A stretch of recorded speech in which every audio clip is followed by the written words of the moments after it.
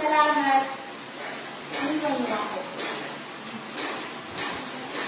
Bago simulan ng pasasalamat, may tatanong muna ako pwedeng sumagot kahit sinusunod yung lahat. Kain ba ako? Kain ba ako? Hindi, seryoso. Hindi po. Kain ba ako? Kain ba ako? Hindi. Hindi. Pero why? Bakit bigla lang siyang nagdadar? Ang totoo niya, hindi mo talaga siya nagkaalam. Text, chat, personal, o kahit sa mga hindi naman traditional na ginagawa. Wala. Bigla na lang siyang nagbago ng profile picture. Mahinaw na hindi man lang sinabi sa isip na nabigyan ako ng closure. Walang kahit konting bahas na minsan niya akong tinawag na mahal ko.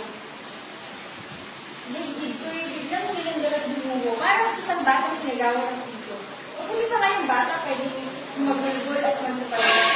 Ako, hindi na umiiyak lang sa isang tabi. Tapos nasabi pa sa pagkakamulan upang maikubli ang tunog ng sakit na hindi ko na makayanan. Napakahirap. Napakasakit. Nakita ko, hindi pala aking barakang hindi na kumapal. Ito pala, ay ang iyong pag-isa. Ang iyong pag-isa. Pero, pagkilipas ng ilang buwan, nagising na lang ako hindi alala niya ang agahan. Sumapit ang malian ng kapunan, pero walang lumang alaala ang dumako sa aking isipan. Kalimutan ko na ba ang itsura ng malaking na dimpol sa kaliwa ng pisngi? Teka, kaliwa nga ba yun o kanan? Ay, hindi ko na naman ang daan. Nagtituwari ako na tumakbo ng puno sa kwarto. Maghahalungkat ang mga lumang retrato, pero nasaan ba ito? Pagtan ko na pala ng notable lines at inspirational quotes. Napatapon siguro sa ng mga binigay niya ng sticky notes.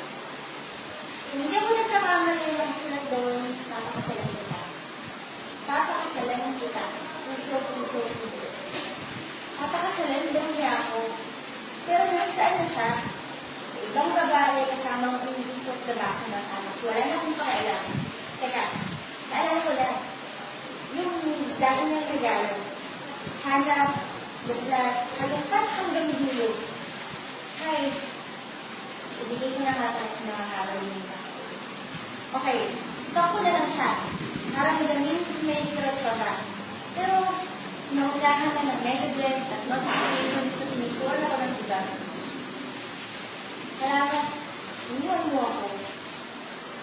Nakita ko kung malawak pala ang mundo. Marami palang dahilan upang maging masaya. Maraming rasong nagtatago lamang sa likod ng bawat linya, ng bawat letra, salita, kanta at tula. Salamat, iniwan mo ako.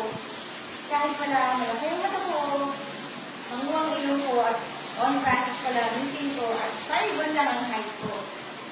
Pero yung araw, tingnan na din ako. Gagalang, respeto, mamahalin, ibigin, hindi pa aasahin. Kahawakan, kasamahan ng dami sa walang hanggan. Yan ang itinuro mo. Kaya ito man talaga ang teacher na aking paborito. Kaya sir, maraming salamat dumating ko sa buhay ko. Salamat. Iniwan mo ako. Thank you.